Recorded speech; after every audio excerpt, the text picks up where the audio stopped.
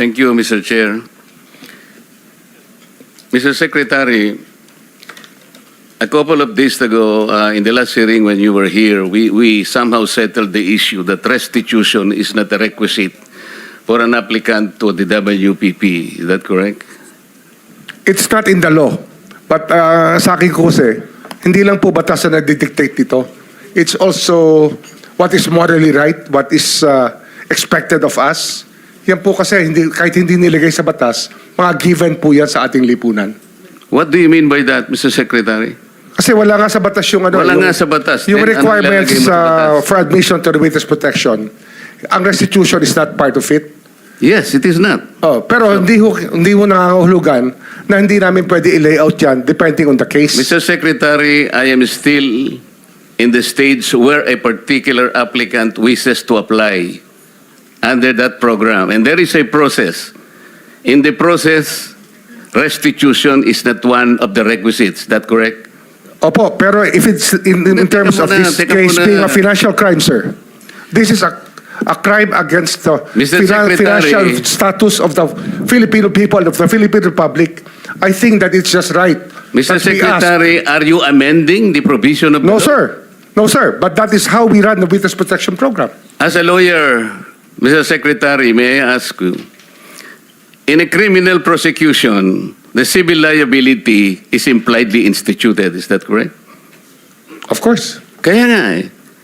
Hindi naman nangangahulugan kung sakasakali na natapos na yung criminal prosecution. Kapag ka nakita na mayroong criminal liability yung tao, because it is impliedly implied, doon lang magkakaroon ng restitution. It will come after. Paano mo sasabihin na magre-restitute ang isang tao? Meron na bang findings kung magkano i-restitute on how it can be restituted? Nag-a-apply pa lang eh. Huwag po ninyong babaguhin ang requisite ng batas, Mr. Secretary. I thought nung dumating ka dito, nagkaintindihan na tayo eh.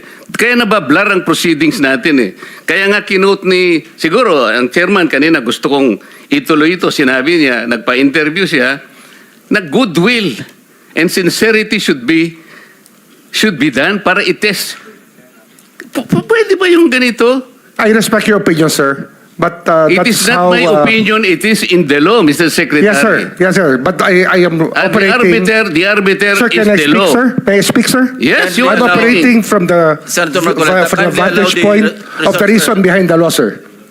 What is the reason behind the law? So that we can get justice, and justice can only be attained if there is restitution. So that is the principle behind all of these things that we are talking about now. Mr. Secretary, restitution will come after.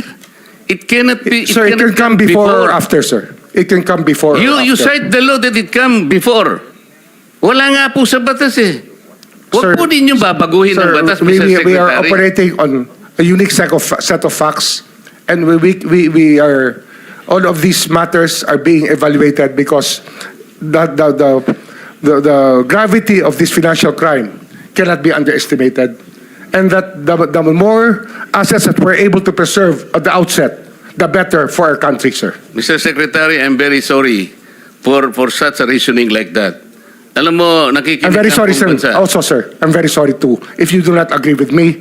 But I respect your opinion, sir, and we will carry out our job as we deem fit, as we see. Mr. Chair, I said that the I country am not needs. expressing an opinion here. I am articulating the provision of law. You do not change the provision of law, Mr. Secretary. You may be disbarred from doing this. Then it's your opinion, sir. It's your option, sir. Sinabi ko na nga hindi ko opinion dito. I am Then it's your option, articulating sir. the provision of It law. is what you wish to happen. That you may proceed Ikaw ang with what you nagbibigay wish. ng opinion, nilalagay mo yung restitution to test the goodwill of a possible applicant. It is not in the law. Unless you are able to point out the provision of law that it come before. Hindi ganun eh. Sabi mo na nga, and we admitted, impliedly instituted ang civil liability, but this will come eventually after the court has pronounced kung magkano ibabalik niya kung meron man. Not before. Thank you, Mr. Chair.